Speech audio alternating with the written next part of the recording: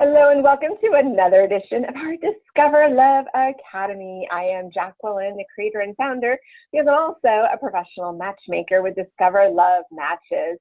And I've brought together such an exquisite group of experts and coaches, and we're now onto our third quarter. So this has become really exciting to have quarter after quarter of wonderful people coming together and really sharing, but then sharing again, so we're learning from the same people and then expanding that knowledge so much. So each one of these is just getting juicier and more exciting than the last. So I'm very excited to bring in our newest speaker to have Chris talk about what he's got. There's some awesome masculine energy we're going to be learning about today. So before we get into the topic and all the details, Chris, I want you to introduce yourself, tell us a little bit about what you do and why you are part of Discover Love Academy. Thank you. Yeah, my name's Chris Hoffmann. I'm actually like an innovator coach. I'm more, people have called me an innovation anarchist. So I'm more, how do we, like wake up our all of our senses and become a better innovator? How do we get out of our head and into an embodiment and feel the designs that we're trying to create and understand why we're doing things. So that's my main thrust. I do a little bit of coaching, personally, but mostly it's to bigger groups and just doing talks in front of large groups of people. So it's an interesting way to drop back into, the one-on-one stuff and just slice it a little bit. So that's nice. That's good. I love it because it's so important, as I have all these great experts and coaches, but we don't hear enough from the male experts. And I know our male members are listening and want to know more things. Plus, the women are trying to understand what they can do to be a better partner, to be more interactive, more engaging. And unfortunately, society has given so many mixed, confusing signals. So it helps to really hear from a man that has an opinion and has tools on a way to shift up this perspective. And it's something that I think we're missing so deeply in this world of an understanding to really get men and women. And so you bring a lot to our group. I really appreciate it. Thank you. Absolutely. All right. So we're going to dive in on how to get the dudes to get the support they need and have the masculinity where women are demasculating men. So tell me a little bit, what does that mean to you when you think about keeping and communicating in a masculine way for men to understand that women can share? I think we first of all, we have to sort of understand where we sort of default to, what's the normal, things we were brought up with and the things we were trained to be, that we, you have to become conscious of that first before you can step out of it. So, men are trained to just be about, what they're doing and how they're doing it, and not so much to just check in with why, why do we do the stuff we do? And whenever we get challenged on why we do this stuff, we get kind of defensive because we're really not prepared to actually answer a lot of those questions. We're kind of impulsive. We act out and we, create momentum. And then when you're in a relationship with a woman who's trying to sort of like steer that momentum a little bit, in productive ways, and sometimes controlling ways, there's this huge disconnect that happens and men start to hide. And they're not prepared to actually engage and be influenced by that feminine, question of why, and it just turns into separation. So, I hope what we talk about is how to bridge that gap. Right, and that's the thing is, how to make sure that when you're communicating with your man, you're not creating a spot where he feels defensive. When you're just, as a woman, saying, just try and talk about something, but it is an interesting thing to notice, and I have noticed this more lately, of where a man, if you're asking a question and it wasn't something they were even thinking about or prepared, it triggers this defensive mechanism where the woman's like, I'll just asking a question. So in that light, how do you ask a question without creating the chance of as much defensive behavior when obviously that's not your goal? You're actually trying to get an answer to your question.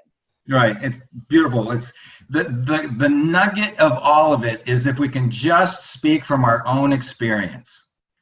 If I tell you I'm hot, nobody can argue with me about I'm hot, or it's cold outside, I'm going to put on a jacket.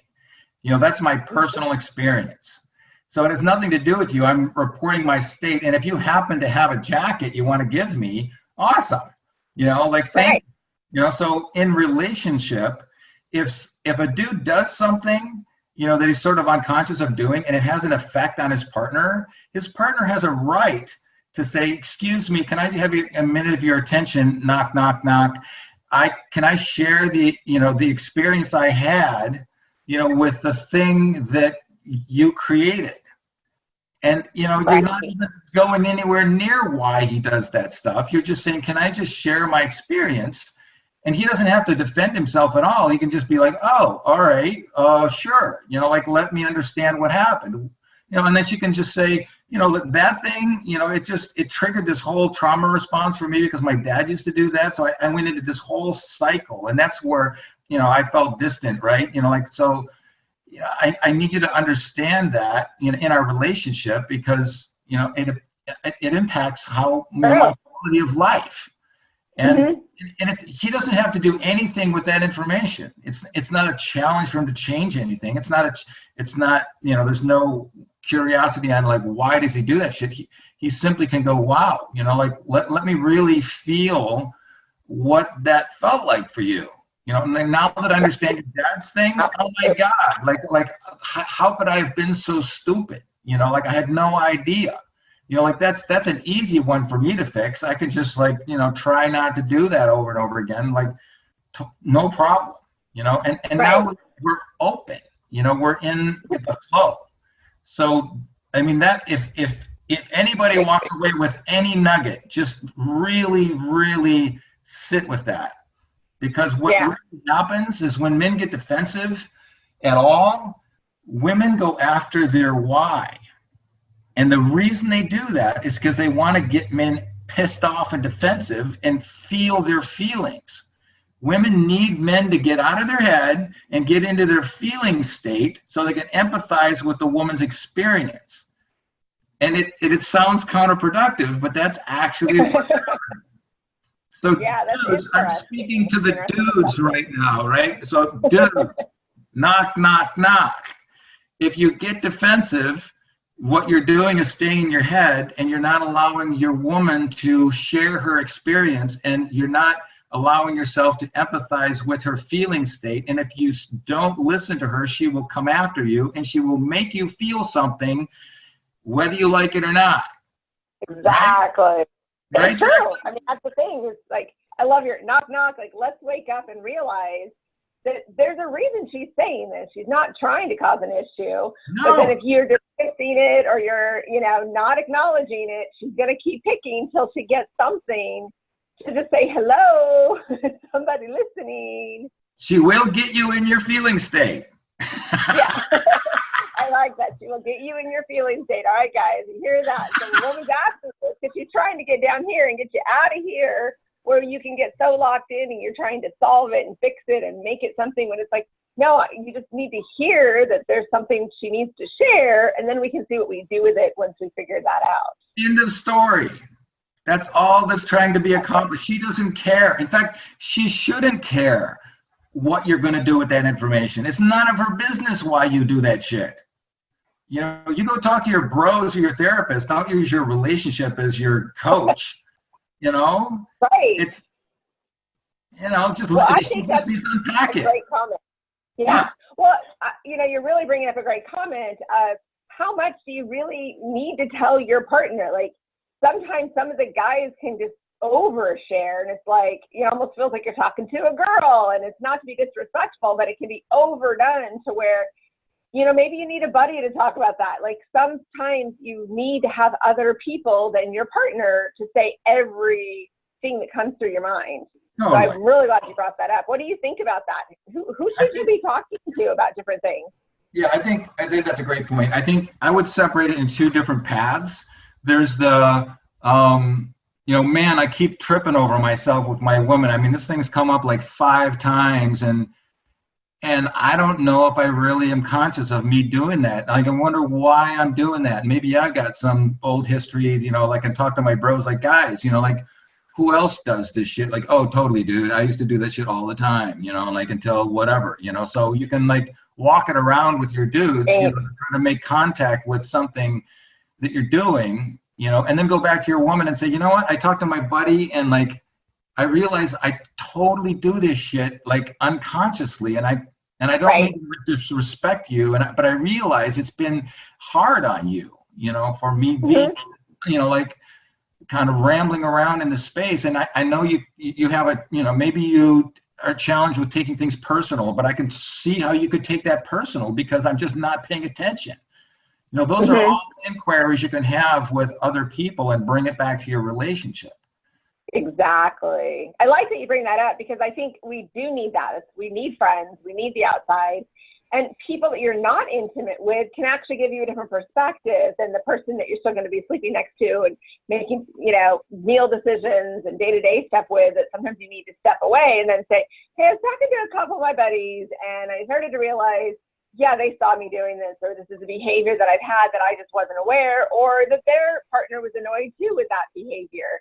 So sometimes that sense of commonality makes a difference, but it just seems so often that people, they get in these relationships and they talk to each other about every single thing, and it kind of gets mucky, where you lose the fact that if you have to be your partner's every filter, that's a lot to go through. So talking about this, because a lot of my male clients have kind of brought us this place of how much do I say to the woman, how vulnerable do I get, but knowing that, especially in all my years of working, that men love just as deeply as women and want that deep, loving connection. And women are not really taught to believe that's true. We're taught that you guys are, you're all good, you're fine, don't worry about us kind of thing. And it's like, no, we want to see that vulnerable side, but it does take a little bit to get used to because we've been conditioned to see that you're all, tough and strong and don't need anything.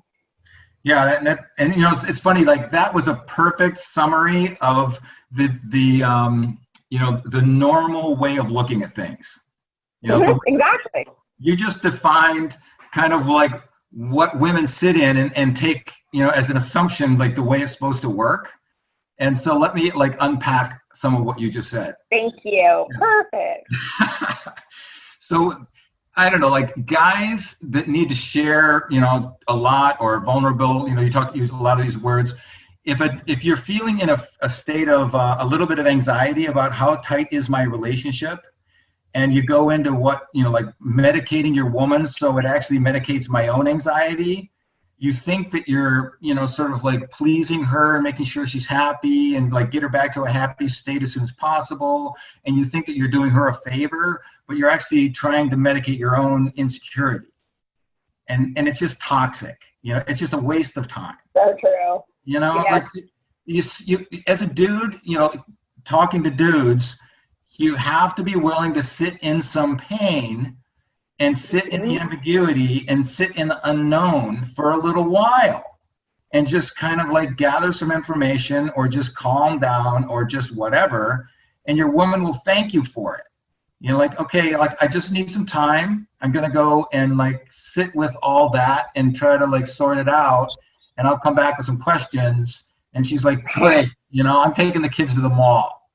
It's just like, just take the weight off of it. So the more I can own my own sense of sovereignty and my own sense of like, I know who I am, like I don't need to keep answering, these random questions, or I don't need to keep justifying myself. Let's just take all the energy out of this and get back to some peace. And then, once the peace returns, like, can we just have some peace, some known peace? Then what comes online is this healthy sense of, as a man, I want to open myself to the influence of my woman. My woman is in my relationship to be my why, because I'm impulsive and I do shit and I'm about ready to go and do something at work or something. And if I can just check in with my woman and say, can I have a couple minutes of your time? I'm about ready. Can we just talk about something before I do it? I mean, I want to catch myself from doing something stupid. Because totally, so here's the deal. Like my boss was this total idiot, and I've got this way of coming back at it. I'm thinking it's like this, and I'm gonna play it this way. And she's like, I hear that, but did you think about like this other person, or did you think about it this way? And I'm like, oh fuck, you're right. Yeah, I didn't think about that. Well, what if you kind of looked at it this way and kind of took the energy out of it, or like believed it was something else and like approach it that way? Like, you know what? Thank you for saying that. That's a totally better approach. I'm going to do that instead. Now we got connection. Now we got like a solid relationship where we're working together to improve the quality of each other's lives because, you know, we're each other's advocate. So true. That's awesome. I love that. I think that's so powerful. And it's just stopping and asking, but knowing that your partner does ground you. They can kind of realign you. And that's a really cool part about a healthy communication in a relationship, because they know us. They know, you know, what's making us tick a little extra, and knowing how to say the right things, but also knowing that sometimes if we can pre-say something out, then in the actual situation, it won't be as intense. Like if you've got a work situation you got to deal with, sometimes you can pre-talk it out. It might diffuse a lot of it, or at least make sure the correct nuggets are brought into the conversation. So that is huge. Totally. And that comes from like maintaining a level of peace and quiet and ownership and, you know, just I'm going to like take care of my stuff 100%, and, you know, you're taking care of your stuff 100%, and we can use each other for just a sounding board. You know, like I've had conversations with my partner where I've actually got some, you know, like I meet some woman and I'm kind of like turned on, and there's this little story playing in my brain, and, you know, like I don't know exactly what to do with it. And it's like, can I just let the words come out of my mouth? I need to check to see how honest I'm being with myself. You know, I love that. That's go awesome. for it, dude. And like, so this is the way I'm like the story I'm telling myself. You know, it kind of goes like this. Like I've got this attachment, you know, and like, you know, like, and you know, and then you talk to her and you realize, you know, now that I hear myself even say this, I'm totally trying to get away with something. You know, like. Isn't that the truth? You totally know it. The way you phrase it, you're like, dang, I'm trying to work on a fly, I can tell it. But when it's in the head, it sounds a lot better and smoother. This ain't good, right? She goes, no, it's not good. Exactly. You know, and you're just being transparent. You know, like I'm sharing my experience with my partner and allowing myself to be revealed. Mm-hmm. You know? And she's like, awesome, this guy is conscious and in contact with the fact that he gets turned on by a certain type of woman. Right. Exactly. Absolutely. I mean, that's the key. I'm aware of it. This is my dude. He struggles with certain areas. He has his struggle moments, that's for sure. So on that note, you know, shared lots of ideas and whatnot, but what honing in on is you said, don't give a man more love than he's ready for. What does that mean? Like, you know, because some women just whoosh all over and the other women are always holding back. So like, how do you find that balance? Yeah, well, I mean, that's a good one too, is women have their own sense of anxiety.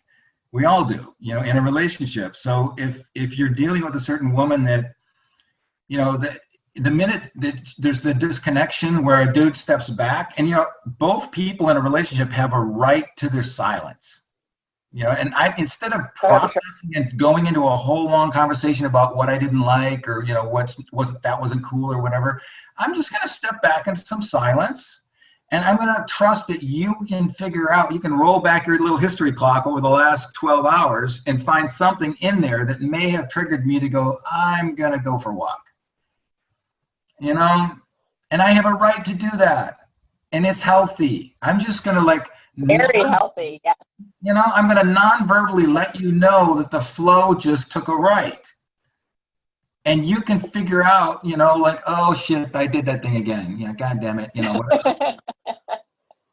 But yes. What women do, what we both do, you know, in our own unique situations, is we will use sexuality and love to like bridge the gap in a way that just turns it into like an obligatory, like, all right, I will listen to your love, or like, let's go have makeup sex, or, you know, whatever. All right, you know, like I'll open myself back up, but like I'd really rather go for a 10-minute walk.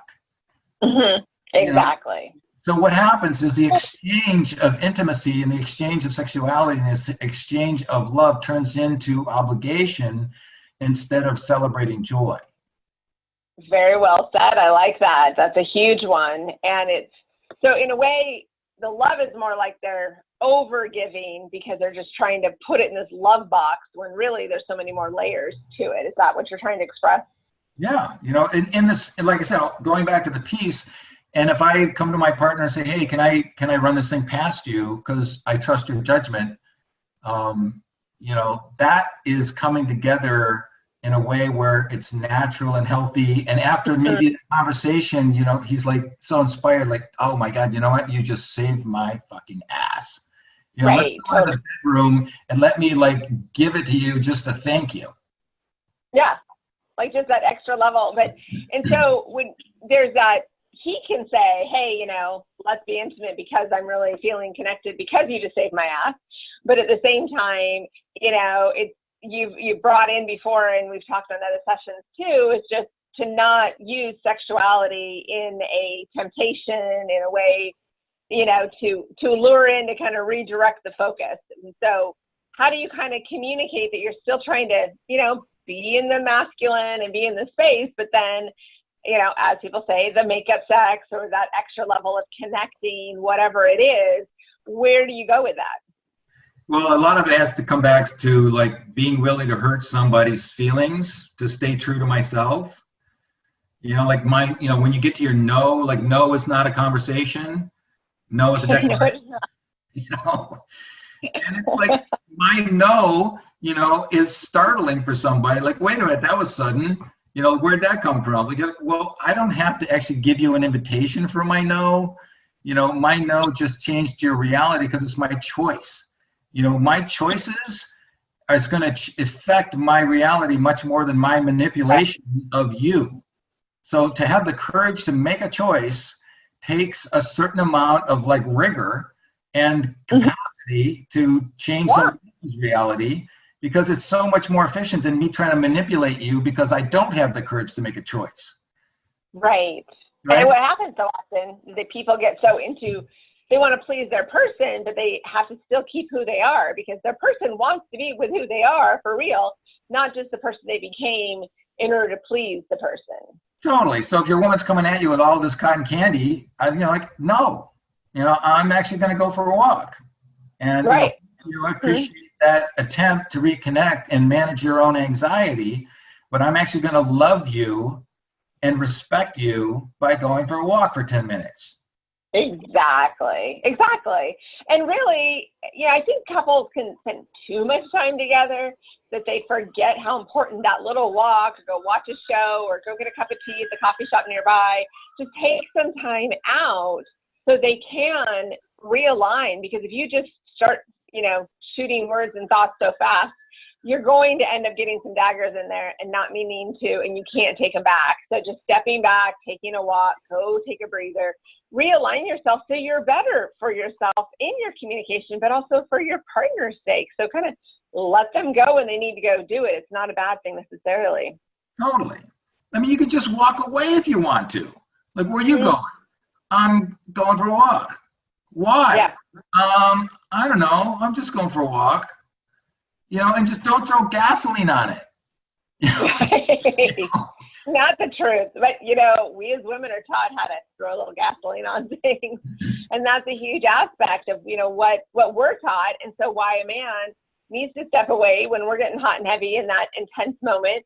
And it is important for both parties to have somebody strong enough to just step away and go take a little walk, and not take it like this big volatile moment. It's more of an awareness. Yeah. Good questions. Yeah, it's a big one, and it's really important. And so, you've talked too about how women can use having sex and being sexual as part of that power, and that violation if they don't feel like they're being listened to and honored, and their body's not being honored. But then for men, that heart level, what is it that we need as women to say and do to help men feel more loved, more cherished, more appreciated in a deeper sense, where there's mutual levels of connection? My love language, I love being reflected. I love women that like, oh my God, dude, that was so awesome. Or, I just love the way you do this thing. Or like, how was your day? Or like, whatever happened to that guy 2 days ago that you told me about? Like, did you ever close that deal? Like somebody that keeps track of me and my day. Yeah. I love that shit. I love that shit. And the text messages and the emoji cons and like all the ridiculous, silly stuff, like I love that shit. Yeah. And when I feel at peace in a relationship and it's just, there's nothing between us, that's just, it's just like euphoric. It's awesome, you know. And then so when it's that clean, when it's that clean, the the little thing that's in the middle, like, do you see that? Yeah, you're right. I totally see that. You know, like, what would it take to actually clear that out of the way? Like, all right, let's fucking talk about it. You know, like, let me just explain. You know, like, where that came from. Like, thank you. You know, and you clear it out, and then it's pristine again, and then you're back to like all the silly emoji cons and all that other stuff. So, you know, I love that stuff, but right, you know, that only comes out of peace. Just love it. Yeah, exactly. Well, I just think how easy for a woman to just, you know, she's feeling disconnected from her man, start sending the little comments, sending the little emojis, you know, remembering something that he said, that men love that. That's actually a really strong love language that both men and women have, but I think a lot of men have it that don't always express it.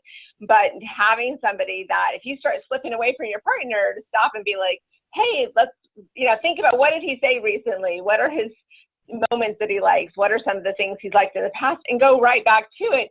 And it feels like, from what I've seen with a lot of men, if you go back there, that memory triggers, and they're in a much happier place a lot faster because they're getting that need fed. Is that something that you notice as a dude, and talking to the dudes, you know, what is it that we can do as women to kind of get back on track? Because we're really good at derailing the mission the man's on too.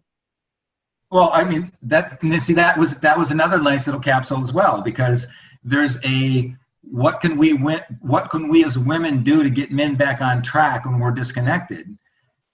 Silence. Love it. Yes, thank you. I'm a big one for that. Respect my silence. I will give you, I'm going for a walk for 10 minutes, leave me the fuck alone. Like, or you get this huge breakup, like this energy, like, you know, I'm just gonna check out for a day. Like, I'll call you, you know, and don't ping into his space. If he said, I will call you, shut up. Right. You know, he will come back. And if he doesn't come back at all and totally ghosts you, you know, wait 2 weeks and say, hey, you know, I know you just kind of wandered off. You know, is there anything else you want to say? You know, maybe, but you know, that's where I think there's a lot of disrespect for women. They're managing their own anxiety by like pulling on something to medicate themselves. It doesn't serve the man. Man just has space. Same thing with a woman. I mean, this isn't gender specific. I mean, a woman can be just like, you know what, dude, I don't know if you really need all this drama in this relationship to feel like it's alive, you know, but I don't do this much drama, you know, so let me know if this is really important for you, because this may not be the relationship for me, but, you know, I'm going to take a day and just kind of chill, and I'll reach out when I'm over. And as a dude, you better shut up. Yeah, like, everybody needs to step back. And it's amazing, though, when you have somebody you're kind of iffy with and they go silent, suddenly you kind of want them more. It's usually because people just overstep it up because they're so needing that constant connection. But it's quick to take for granted or feel overwhelmed. You need those moments, and you need those pause times for both men and women. I mean, especially nowadays, you know, women are getting a little more of their own masculine energy. And so it's that moment of just kind of stopping. They're busy. They've got their lives too. And so it's finding what's that balance to crave your person enough is getting a break sometimes. And it's not a negative to that other person.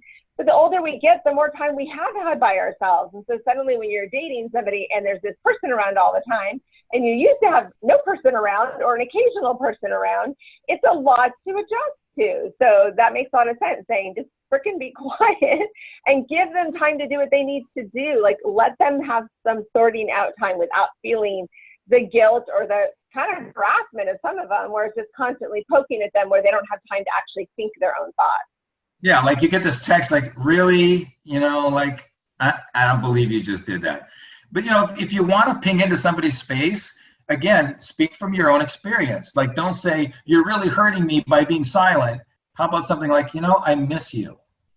Like, exactly. I'm sad. Right.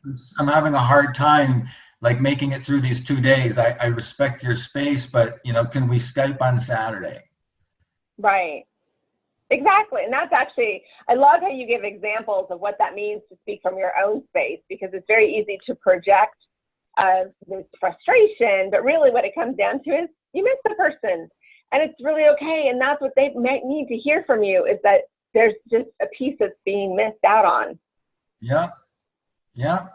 Just keep it calm. We don't have to have all this drama. I mean, I'm just so tired.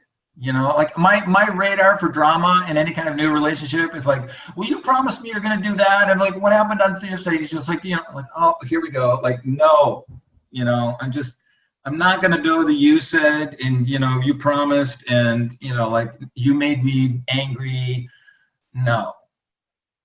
Well, and that I've just noticed lately, there's a lot more drama lately in people that you would so not think would be drama people. Like, there's almost this weird energy shift. In all my years as a matchmaker, I'm starting to see it more in maybe the last 6 months than I've seen in 8 years, of people just poking, a little cattle prodding. There's just that need, when it's more based on a lack of vulnerability and communication. And so they just push, and it's both male and female, but it's all insecurity based. And it's really, really exhaustingly boring, and it's not going to make a person want to hang and be with you any extra. That's the hard part for people to understand. Yeah, it's just like what I call chewing the rag. I mean, I talk to dudes, like I have a men's group, and these dudes will come in and they just go on and on and on about this thing that happened, and I would just stop and say, dude, all you're doing is going round and round trying to justify a decision you don't have the courage to make. So true. I love that. That is so well said. Yes, that's just choose. Choose and bear the consequences, and shut up. Yeah. Well, and that's my thing. I think too often people won't make a choice, so they leave all these people in limbo, and there's this energy of expectation. Now, it does mean that when people are dating, they don't all move at the same pace. You've got one that's zooming ready to get married now, and the other one's like slowly, but they can still get there if they give it a little bit of time. But it shouldn't take that long. And that's one of the challenges, as people are making those new love connections, where they kind of have to find, what's the pace? How do I find that rhythm? And so from a male's perspective, how does he know? Because if he gets a little bit of attention and he hasn't had any for a while, he's more patient waiting for her to come around. But chances are, if she hasn't done anything, she probably is just kind of keeping him in the wings. And fortunately, women do this way too much. They kind of like their backup guy, that they at least know he'll be free to do something at some point.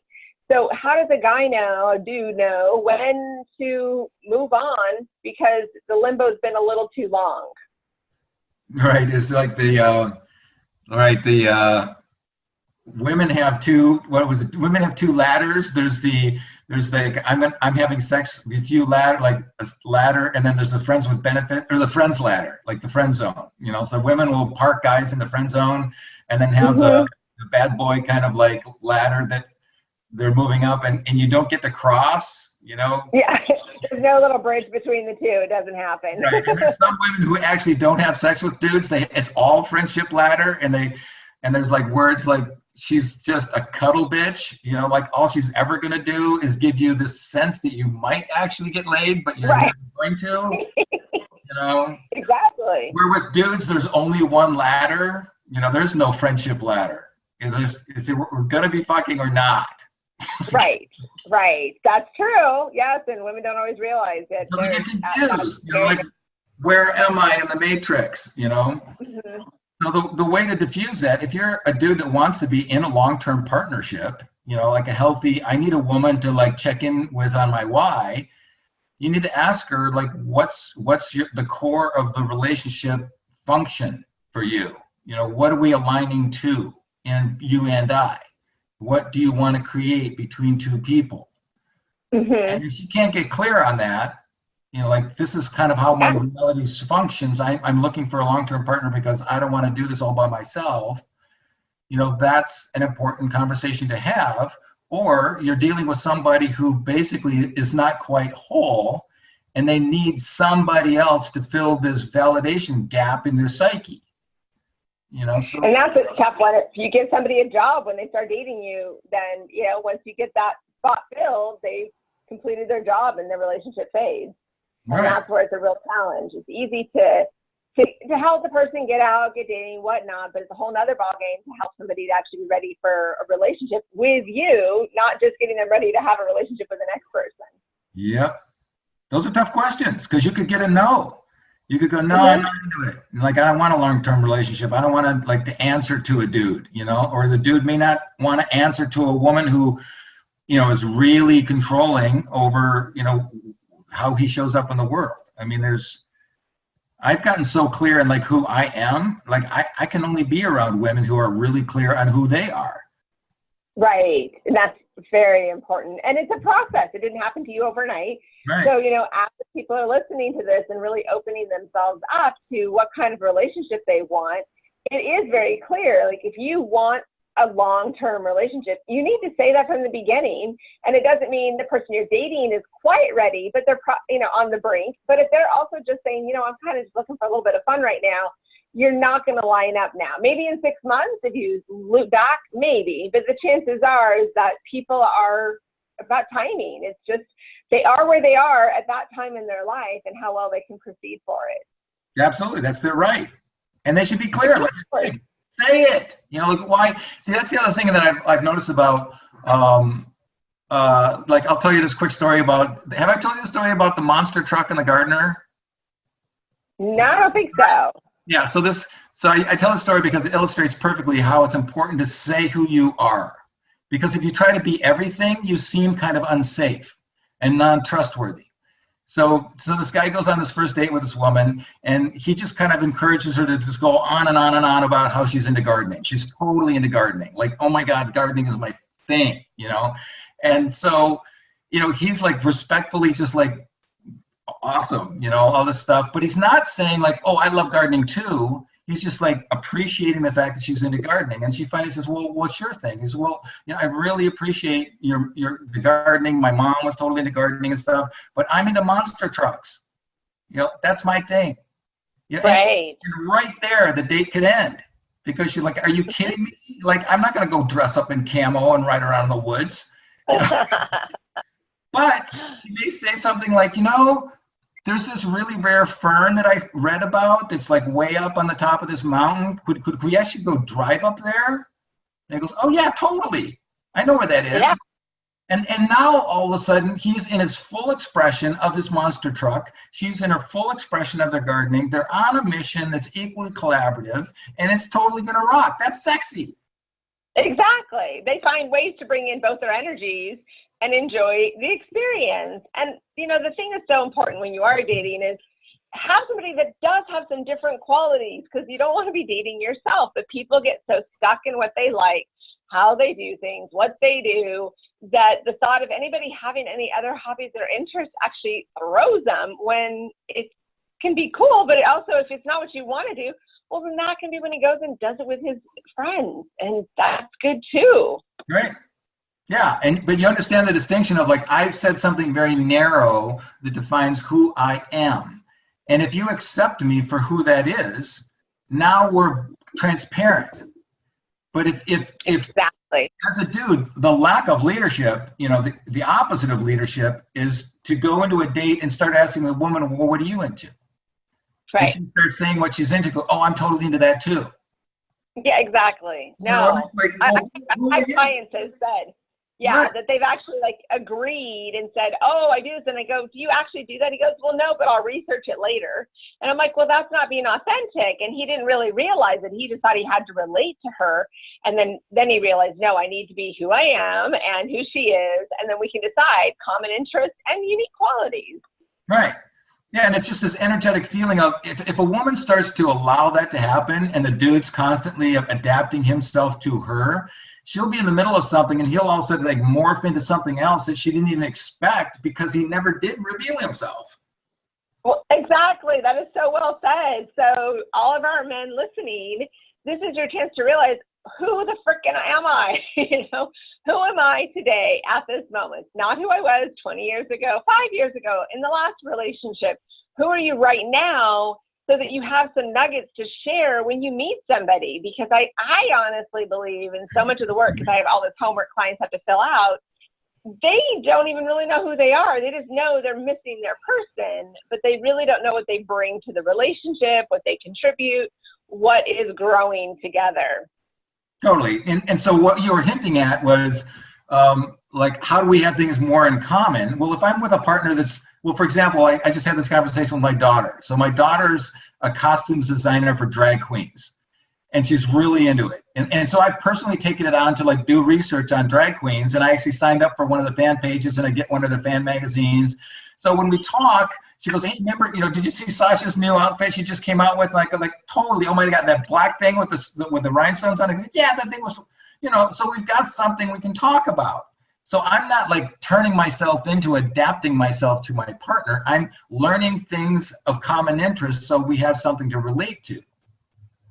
Absolutely. And that is so powerful. And it expands our world too. And you can learn so much. I mean, it sounds awesome what your daughter does, but it also is something where you might not have naturally been looking up and finding out what drag queen outfits were going on in season right now. But now you have a reason to. Exactly. It's beautiful. Yeah, exactly. And that's what we're missing, is the fact that a new relationship brings something new to learn, new to experience. So this is where we want the man to say, what does he like to do? How does he like to spend his time? So the woman can envision her life with him and doing things with him, whether it's the weekends or a lifetime. But if we don't really know what they do, then what's enticing? What's going to tell the story in our own minds? Yeah, how do we create the constellation? Like say this woman's like really into art history and she loves going to museums and all this other stuff. And the dude's like leather wearing, motorcycle, Ducati rider. The compromise is like, hey babe, how about if I get you a set of leathers and we go for a Saturday afternoon ride out like down to Chicago and go to the Met and go to the museum. Deal. And they go into the museum with their black leathers on in their boots and they're looking at, whatever. And she's just like, I fucking love this dude. Exactly. Absolutely. Like that's it, totally it. It is bringing that entity together and bringing in the uniqueness and showing up with something extra. I think that too often we don't show up with more. We don't bring the extra layer. We just kind of say, I'm here. This is what I got. Oh, so, where do you want to get a bite to eat? But there's nothing like, I really like wines, or I really like taking walks, or, lead with something. So there's some direction to go when you're initially dating versus I see people all the time. They just kind of go, well, let's just meet for coffee. Okay, well, but why? Is coffee something you really like? Maybe you have a sweet tooth. Maybe find a few things that could make a layer of connection versus just a sit-down conversation and kind of a pass-fail quick dialogue and see if we should try this again. And that's what's happening so often on these first dates when a man's asking a woman out. It's just, okay, well, let's just, let's make it, short and sweet. Let's just get this, almost like get it over with, but yet you're trying to find someone to spend a long time with. So why not find some commonality and something to make it a little more special? Yeah, great advice. Yeah, that just something that's dynamic. I mean, that could be as simple as like you're talking to somebody like, how about if we like smoke a little weed? I'll put together a playlist, and we can go sit under the Burnside Bridge and watch the boats go by. I mean, that's kind that would be a quick way to find out about her. And she may say no right there. Exactly. Oh, that's funny. Well, and that's actually really, I mean, that's put it out there. Let's offer these things up. And if she says no, then you can find out what she's saying no to, which part. And then it's what she said no to the parts you want, and that's not somebody you want to date anyways. So that way you can have it, but it makes you memorable. Part of it is, I think too often these dates become just one other date after another, where if you can come up with some fun, funky, creative things that are just unique, then you're going to get some memories, you're going to get some curiosity, and she can be like, well, what's next? What's the next part of this possibility? Yeah, exactly. I can tell you a quick little story where I totally blew it. So, I mean, and this is a caution of like, don't go into a date thinking you've got it all figured out and you know where you want it to go. So this woman started pinging in on my Facebook page, and pretty soon I'm like, I private message her like, all right, what's your deal? I'm like, and it got really silly and flirty, and then eventually it got to be like, all right, dude, game on, and I'm like, I was going to take her out to a coffee, but I think, well, with game on, I'm like, we're doing dinner, and like a couple of blocks from my place, and So she signs up for this. And so she shows up at dinner, and we're like, and she just keeps asking me these really simple questions. And I give her long, meaningful answers because I think she's got potential. But I realize she just wants to hook up, and she finally gets down to like, well, do you have kids? And I was like, yeah, I've got a 12-year-old daughter. You want to see pictures? She goes, no, I don't want to see pictures of your daughter. And she just takes her phone out, pops open Uber, clicks on a car 4 blocks away, and stands up and says, I gotta go. And I'm like, oh fuck, Right. Walks out of this nice restaurant right when the main course showed up. And I realized afterwards, I was like, I totally was controlling that situation. I never asked her what she wants. She was just trying to figure out if I was an axe murderer or not. Right. She didn't need the whole courtship. No. She just needed to know you're going to be a safe, fun person. No. So I just ended up pissing her off because I wasn't paying attention to where she wanted to go. So that's the caution. There you go. Well, at least your intentions were better and good. No. But at the same time, you got to listen. Where are they coming from? What is it that they're actually saying? So that listening is powerful.